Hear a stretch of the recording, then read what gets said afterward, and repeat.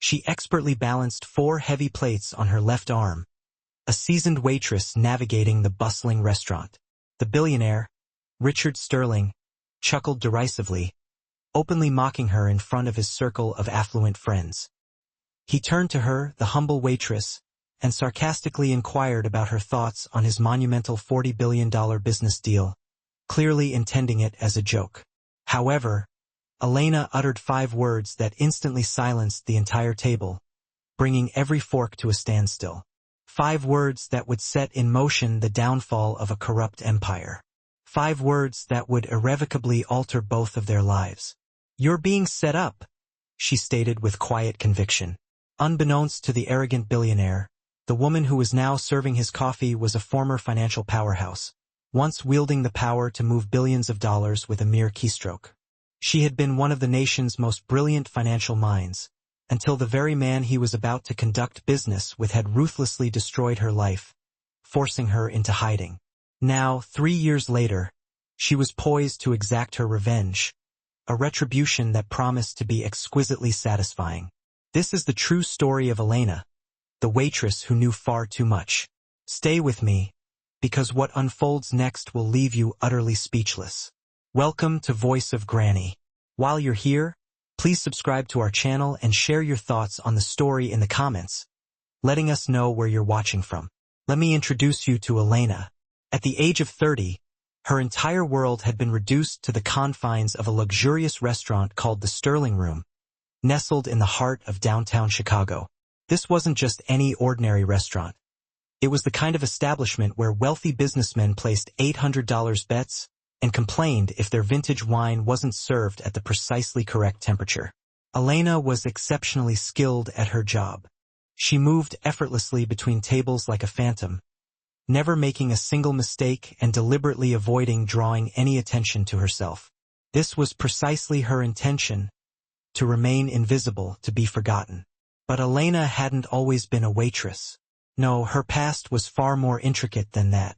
3 years prior, Elena had lived under a different name. Back then, she was Elena Rodriguez, one of the most astute financial analysts in the entire country. She worked for a powerful investment firm, and her boss was a man named Vincent Calloway. Vincent was more than just her boss. He was also her mentor, the individual who had taught her everything she knew about the intricate world of money and investments. Elena had developed something truly special for Vincent, a sophisticated computer program so intelligent and precise that it had generated his first $1 billion. She trusted him implicitly, regarding him as a father figure. However, Elena then uncovered a disturbing truth. Vincent wasn't just accumulating wealth through legitimate means. He was secretly siphoning off minuscule amounts from thousands of transactions, concealing the funds in clandestine bank accounts overseas. It was ingenious, yet utterly illegal, and Elena could detect it all because she had designed the system herself. At the age of 26, she was still relatively naive. She believed that Vincent would thank her for discovering his error, that he would rectify it. Instead, Vincent orchestrated her downfall. He deposited all of the stolen funds into bank accounts bearing her name. He fabricated fake emails, making it appear as if she had written them. He constructed an elaborate web of lies. And when the federal agents arrived, they came for her, not him. Who were they more likely to believe? A 26-year-old girl or Vincent Calloway, the man whose face graced every business magazine in America? Elena fled, knowing she had no other choice.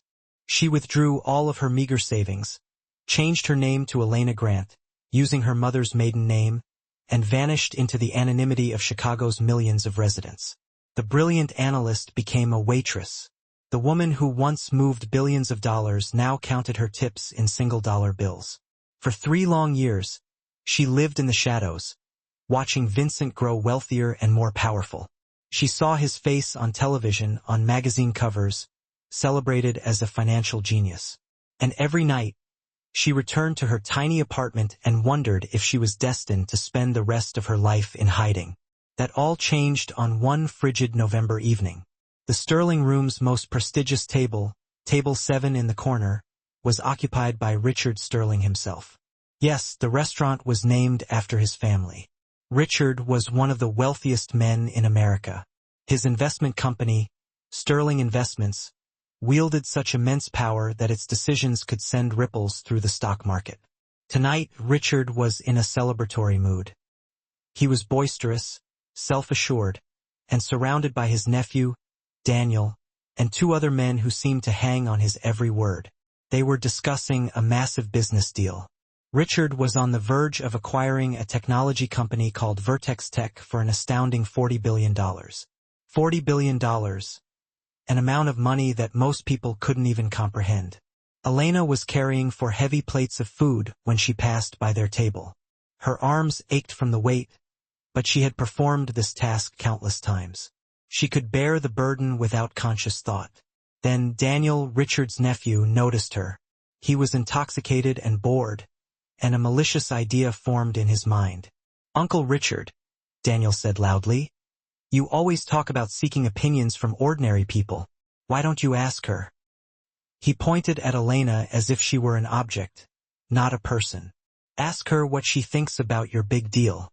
I'm sure she has some truly insightful ideas from the kitchen." The entire table erupted in laughter. Richard leaned back in his chair, a cruel smile spreading across his face. He glanced at her name tag. "Elena," he said, ensuring that everyone nearby could hear him. "You bring coffee and clear tables. What's your opinion on $40 billion business deals?" Time seemed to stand still. Elena froze, her back to them, with the plates precariously balanced on her left arm. Her heart pounded so fiercely that she feared it might burst from her chest. She was supposed to say, "I'm sorry, sir. I don't know anything about that." She was supposed to smile politely and walk away, allowing them to have their laugh, but then they mentioned the name Vincent Calloway. They mentioned that Vincent had also expressed interest in Vertex Tech. Something inside Elena snapped, or perhaps something that had been broken for a long time finally began to mend. She turned around slowly. She didn't look at Richard. Instead, her gaze focused on the business papers protruding from his briefcase on the seat beside him. "You're being set up," she said quietly but firmly. The laughter ceased immediately. The entire restaurant seemed to fall silent. Richard sat up straight, the cruel smile vanishing from his face. "What did you just say?" His voice was now laced with danger, not amusement. Elena met his gaze directly.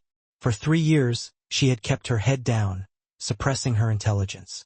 But these men had uttered Vincent's name. They had reminded her of who she once was.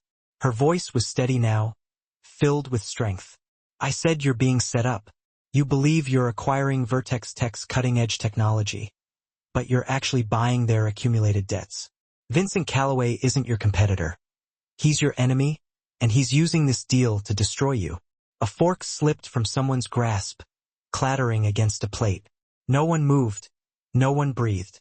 Richard Sterling stared intently at the waitress who had just uttered 5 words that had irrevocably altered everything. Richard Sterling was not a foolish man. He hadn't amassed his fortune by ignoring warnings. But he also wasn't the kind of man who readily accepted advice from waitresses. "Keep talking," he said. His tone completely transformed. The jesting was over. This was the voice of a man who sensed imminent danger. Elena carefully placed the last plate on the table. Her hands were no longer trembling.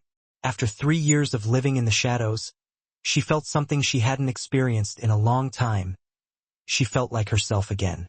"Vertex Tech appears valuable on paper," she said, "but all of its true value has been extracted and concealed within a shell company called Phoenix Holdings. Vincent has been collaborating with Vertex's chief financial officer for months.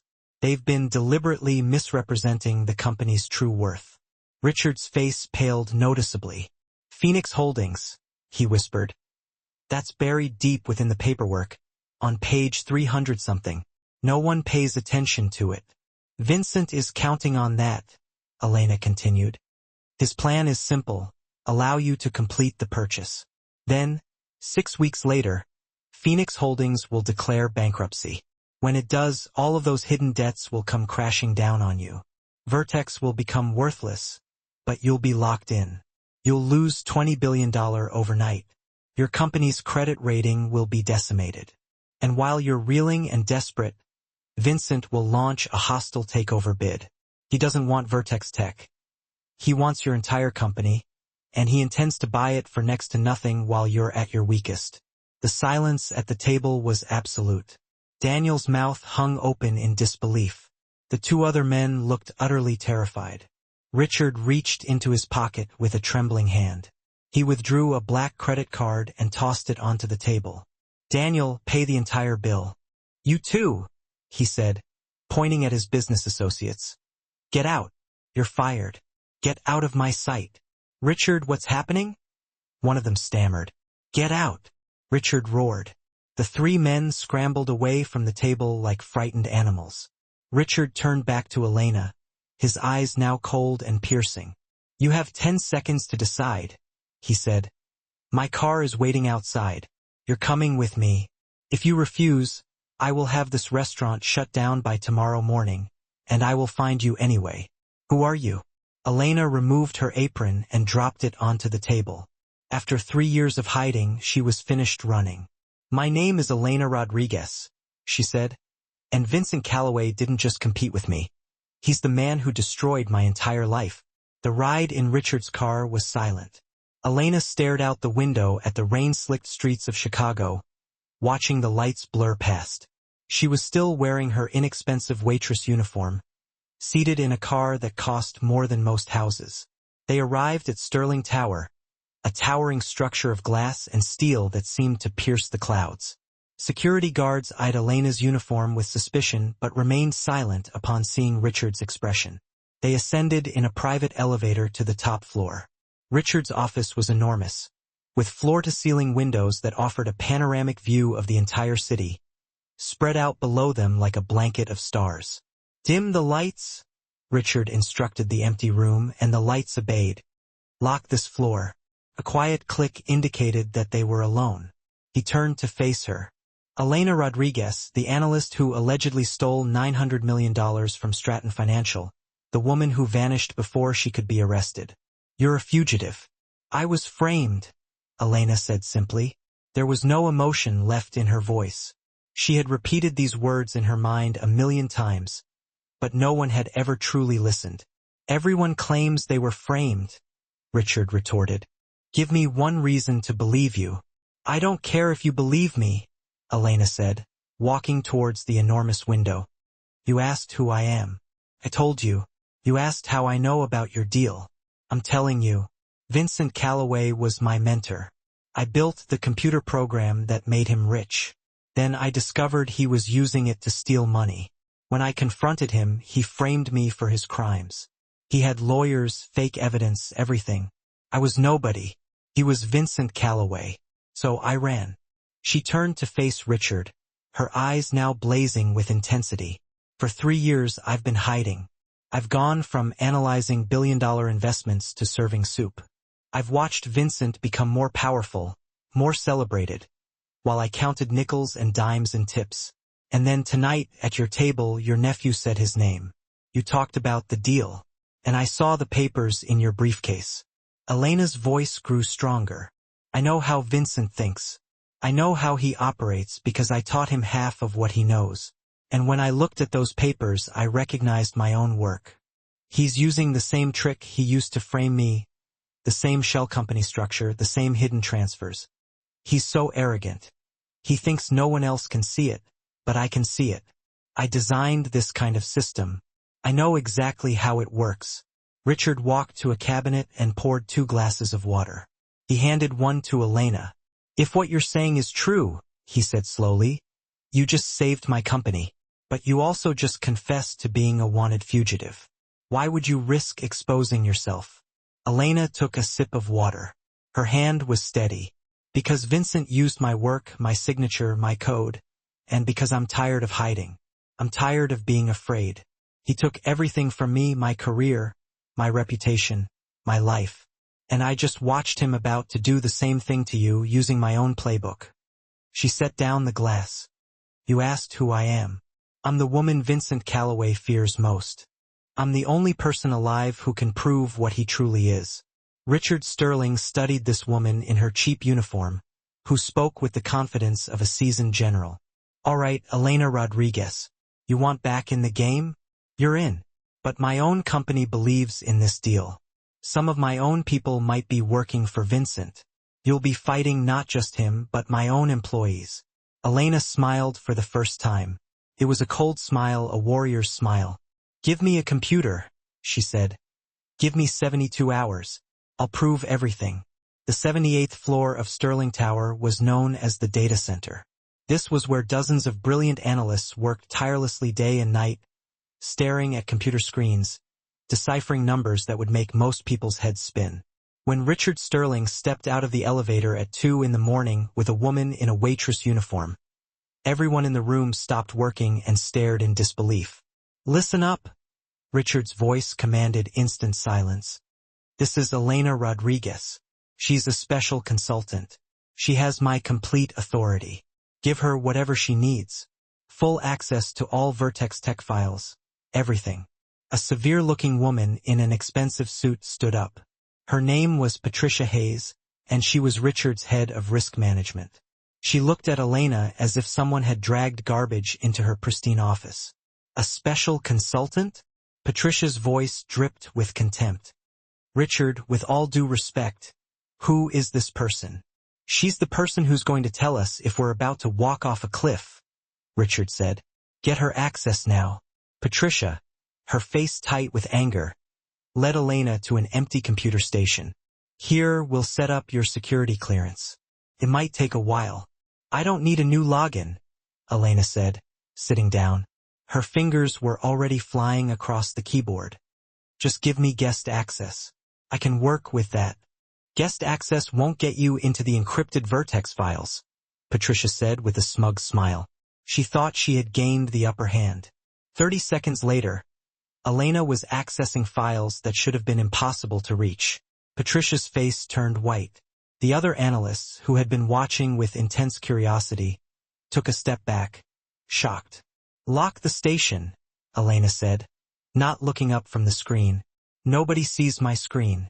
Get me coffee, black, and I need the original paper copies of all Vertex Tech financial statements. The actual physical documents. I want to see the real paper. For the next 6 hours, Elena was a whirlwind of activity. She wasn't just reading the financial data. She was living inside it. She cross-referenced international transactions. She pulled up satellite images of Vertex's factories in Asia and discovered that they were abandoned buildings. The other analysts tried to work, but they couldn't resist stealing glances at the strange woman who navigated their complex systems, as if she had built them herself. Richard watched from his office above the floor. He could see Patricia and another man, Gerald Thompson, his chief financial officer, huddled in a corner, whispering and shooting angry looks at Elena. Elena was deep in the numbers, meticulously tracing the flow of money. Everything she suspected was true, the fabricated valuations, the concealed debts, the Luxembourg shell company. But there was still one crucial piece missing, the smoking gun that would definitively prove Vincent's entire scheme. And it was protected by an encryption she had never encountered before. It's not here, she whispered to herself, frustration mounting. The sun was beginning to rise outside the windows, painting the sky in hues of gray and gold. Patricia approached Elena's desk, her smile confident and cruel. Having trouble, consultant? Maybe you've finally hit a wall. Some of us have been working on this for months. We're very confident in our analysis. You're confident because you're seeing exactly what Vincent wants you to see, Elena said quietly. Then she stopped abruptly. She leaned back in her chair and rubbed her tired eyes. The encryption wasn't just a password. It was biometric. It required a specific person in a specific location to unlock the final file. Elena glanced at Patricia's smug face, then at Gerald across the room, who was watching them nervously. Richard had mentioned that Gerald was the one who had approved the audit reports. A terrible yet brilliant idea formed in Elena's mind. You're right, Patricia, Elena said suddenly. I've reached a dead end. I can't find the definitive proof. Patricia's smile widened. I'm sorry to hear that. I'll let Richard know you tried your best. But you know what's interesting? Elena continued casually. While I was searching, I stumbled upon something completely unrelated. Just a curiosity. Really? There are wire transfers in Sterling's internal system, the same amount every month for 6 months, from something called Meridian Digital. Patricia's smile froze on her face. These transfers go to a private account, Elena continued, pretending to study her screen. And the bank routing number looks familiar. It's the same bank you use for your paycheck, Patricia. Patricia stopped breathing. So, I looked up who owns Meridian Digital, Elena said, her voice dropping to a whisper. It's hidden behind several proxy companies, but at the end of that chain is Vincent Calloway. You're the head of risk management, Patricia. You're the one person who could have buried the red flags about Phoenix Holdings. You're the person who approved the questionable audits, and you've been getting paid very well by Vincent to do exactly that. Elena stood up. But here's the thing, you're not just getting paid. You're the key, the biometric lock on that encrypted file. It needs you to unlock it. You're Vincent's inside agent. This is insane, Patricia whispered, her voice trembling. I'm calling security. Go ahead, Elena said calmly. But while I was digging, I moved every cent from that Meridian account into an escrow account controlled by the Securities and Exchange Commission. Your insurance policy is gone, Patricia. You have one chance to save yourself. Unlock that file. Show me the truth. Patricia looked around the room. Every analyst was staring at her now. Gerald looked as if he might faint. Richard was standing at his office door, his face like stone. Patricia was trapped. Her betrayal was exposed for all to see. With shaking hands, she walked to her own computer. She placed her thumb on a scanner and typed a long password. On Elena's screen, a new folder appeared, Project Trojan. Elena opened it, and her heart sank. It was worse than she had imagined, not just debt, not just fraud, but also fake patents, false research, and criminal conspiracy. This wasn't just going to hurt Richard. This was going to destroy him. She was about to open the final file when a voice echoed across the silent floor. Well, Elena Rodriguez. Elena's blood turned to ice. She turned around slowly. Standing by the elevator, wearing a $1,000 suit and a cruel smile, was Vincent Calloway. I thought you were serving coffee, he said. This is quite the career change. The 78th floor felt as if all the oxygen had been sucked out of it. Elena hadn't seen Vincent Calloway in 3 years. 3 years of hiding, of fear, of shame. And now here he was, standing 20 feet away, smiling at her as if this were all a wonderful joke. Vincent looked exactly the same. Perfectly styled hair now going gray at the temples. An expensive suit that probably cost more than Elena made in 6 months at the restaurant. That confident smile that had once made her feel safe, but now made her stomach churn. Richard, Vincent said, walking into the room as if he owned it. I came by for our pre-celebration meeting. We're signing the papers on Friday, after all, but imagine my surprise when I heard you'd brought in my old assistant. He looked at Elena. You look terrible, by the way. Waitressing doesn't suit you. Richard stepped forward, placing himself between Vincent and Elena. Calloway, you're not welcome here. Get out. Oh, I think I am welcome, Vincent said smoothly. He gestured towards Gerald and Patricia. Gerald, Patricia, tell Richard what you told me last night.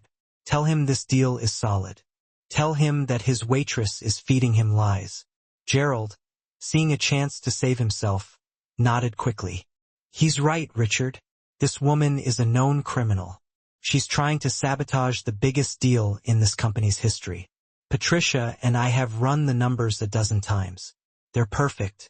You're a liar, Gerald, Richard growled. Am I? Or is she? Vincent interrupted. Think about it, Richard, her word against your chief financial officer, your head of risk management, and the combined findings of the top auditing firms in the world. Who do you think your board will believe? Who will the government believe? He had a point, a terrifying point. Elena was a fugitive. Her word meant nothing against the entire financial establishment. Elena had been silent, her hands gripping the edge of her desk. She looked at Vincent, the man who had been like a father to her, the man who had destroyed her life. You're right, Vincent, Elena said quietly, her voice shaking. The evidence is circumstantial. The Meridian account, the biometric lock. It's just noise. It's not real proof. Richard looked at her, shocked and disappointed. He had gambled everything on her, and she was giving up. Vincent's smile was blinding. He thought he had won. See, Richard, even your expert admits it. Now, let's be reasonable. Fire her, and let's go sign the papers that will make us both very, very rich. Richard's face showed bitter disappointment. He had bet on Elena, and she had folded. I only have one thing left, Elena said, her voice cracking. She reached under the desk and pulled out her old, worn leather bag, the one she had carried to the restaurant every day for 3 years. When I ran from my apartment, she said, the federal agents took my computers, my phones, everything, but they missed one thing. She unzipped a side pocket and pulled out a small black external hard drive. Vincent's smile began to fade. His eyes were fixed on that drive. This is my backup, Elena said. From 2019, before you framed me. She looked up, and suddenly the tears were gone. Her voice was steady now, strong. You see, Vincent, I was a very good analyst. I backed up everything, including the original computer program I built for you, and I backed up the original scheme you created, the one you used to frame me. She held up the drive. You're right that the new evidence is weak, but you made one fatal, arrogant mistake. You're not running a new scheme. You're running the exact same scheme again. She plugged the drive into her computer. On her screen, she split the display into 2 columns. On the left, the 2019 fraud code. On the right, the 2025 Vertex Tech fraud code. They were identical line for line, number for number. It's the same. It's no longer just my word against yours, Vincent. Elena confirmed it's your signature twice over. It's a confession meticulously crafted in code. And this time, your name is all over it, not mine. The color drained from Vincent Calloway's face. He stared at the screen, at the damning parallel columns of evidence, and the realization crashed down on him. His life as he knew it was finished.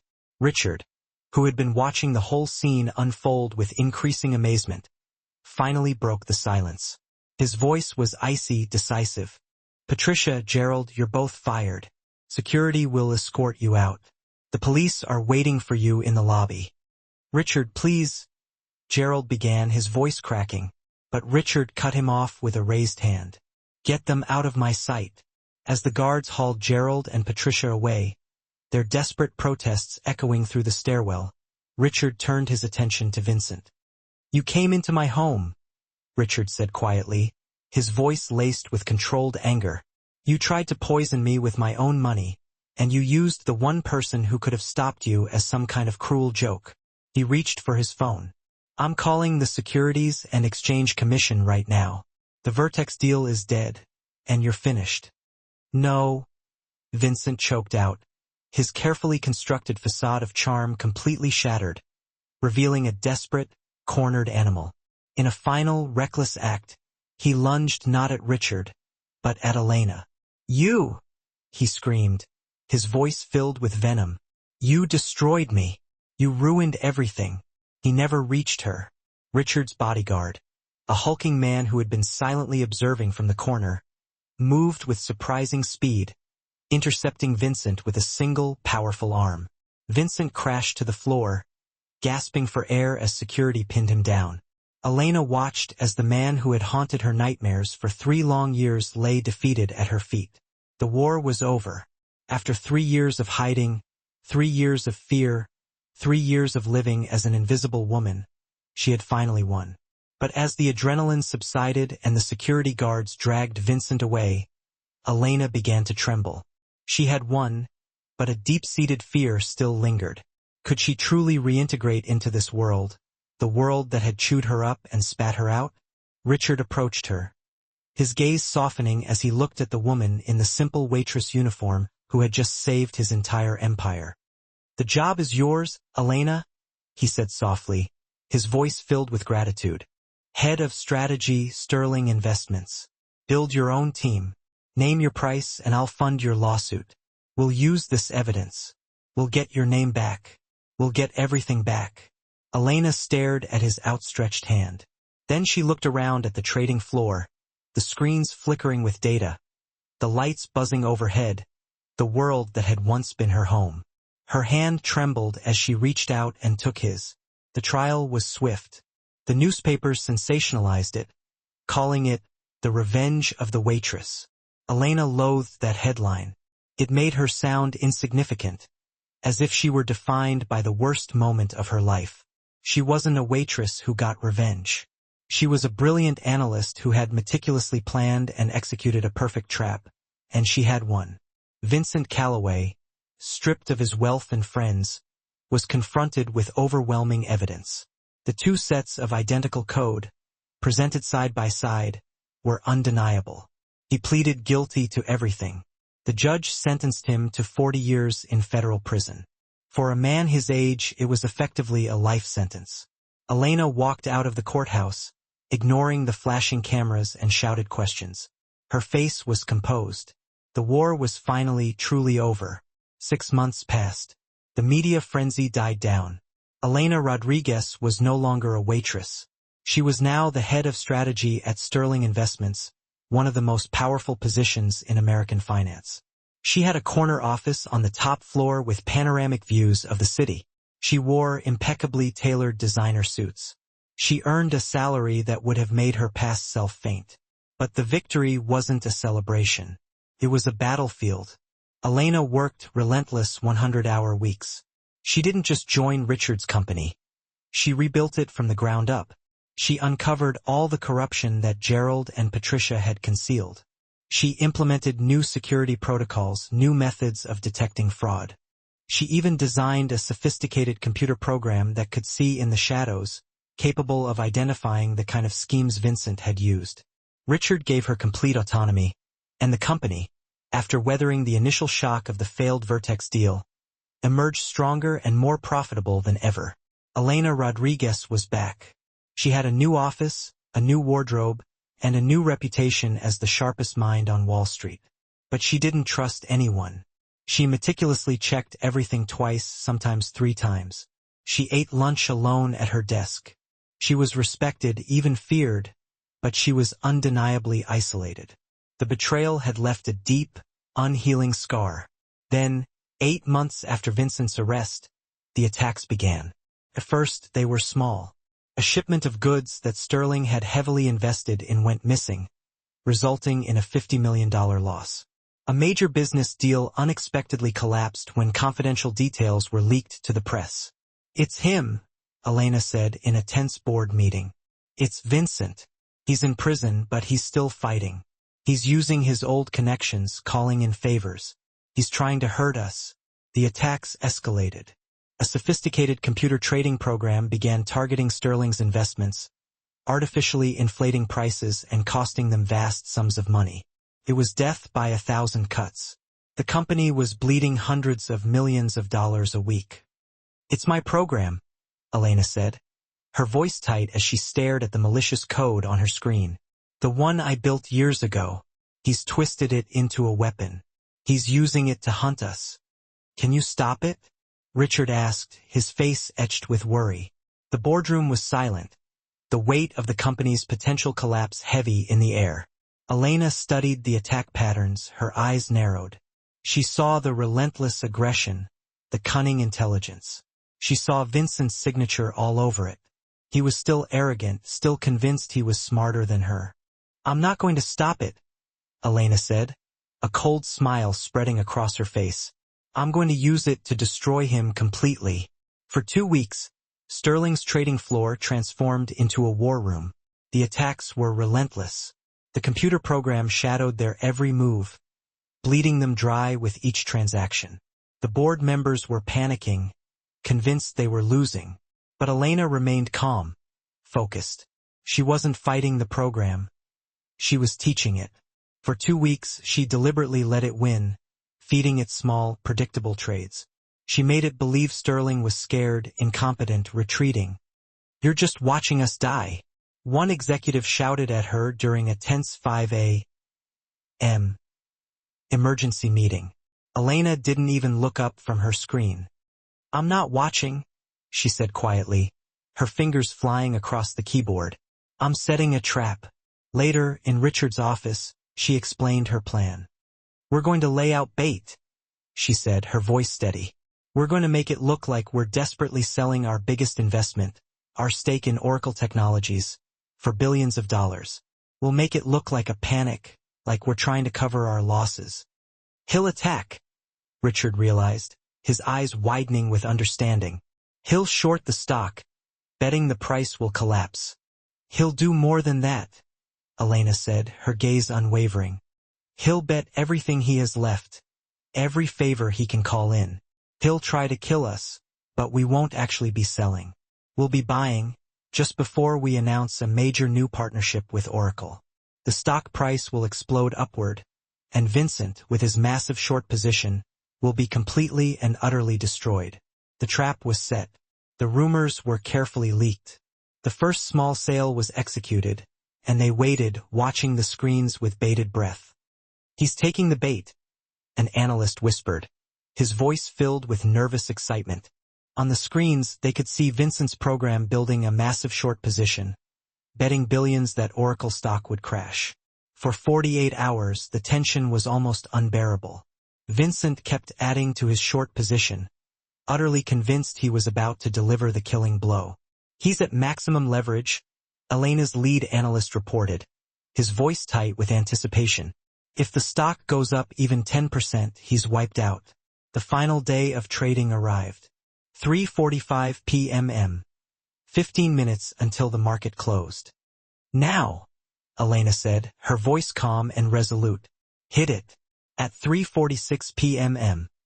A press release hit every news wire in the world. Oracle announces revolutionary partnership with Sterling Investments. Sterling to increase stake by $2 billion. The stock didn't just go up. It launched like a rocket. In prison, Vincent's screens would have turned from green to a terrifying shade of red. A short squeeze. He had borrowed stock to sell, betting the price would drop. Now he was forced to buy it back, but the price was skyrocketing. The higher it went, the more desperate his buying became, which only pushed the price even higher. In a matter of minutes, every secret Vincent Calloway had ever hidden, every asset connected to his name was vaporized. At 4 p.m., the closing bell rang. The trap had worked flawlessly. Elena closed her laptop. It's done, she said quietly, a wave of exhaustion washing over her. A month later, Elena stood alone on the private rooftop of Sterling Tower. It was late at night, and the city spread out below her like a map of stars. She held a paper cup of black coffee from a regular coffee shop, a habit from her waitressing days that she refused to give up. The elevator dinged, and Richard stepped out carrying expensive champagne and crystal glasses. A toast, he said, pouring 2 glasses. This is for victories that actually matter. Elena looked at the fancy champagne, then at her simple coffee cup. She didn't reach for the glass. I'm not really a champagne person, Richard. He paused, then smiled. You know what? Me neither. He set both glasses down on the ledge, untouched. He leaned against the railing beside her, just a partner, not a boss. The board approved your new risk division. Your bonus is, well, let's just say it's substantial. Elena nodded, sipping her coffee. Good. We'll need it. I still see gaps in the Singapore expansion. Richard laughed. Always working. We just toppled a titan. Elena, we rewrote your life. Tell me, how does it feel? Elena was quiet for a long moment, looking at the city lights. It feels, she finally said, her voice barely a whisper. Like I can finally breathe. Like I've been holding my breath for 3 years, and I just let it out. She turned to him. When I was Elena Rodriguez the first time, I was the prodigy. I was defined by what I could do. Then I was Elena Grant, the victim, the ghost. I was defined by what was done to me. She looked at her reflection in the dark glass. I don't think I'm either of them anymore. Those were roles I was forced to play. Who are you then? Richard asked, his voice gentle. Elena took a slow sip of coffee. I'm the woman who learned that the small details matter most. I'm the woman who checks everything twice. I'm the woman who survived. She smiled, a real, genuine smile that reached her eyes.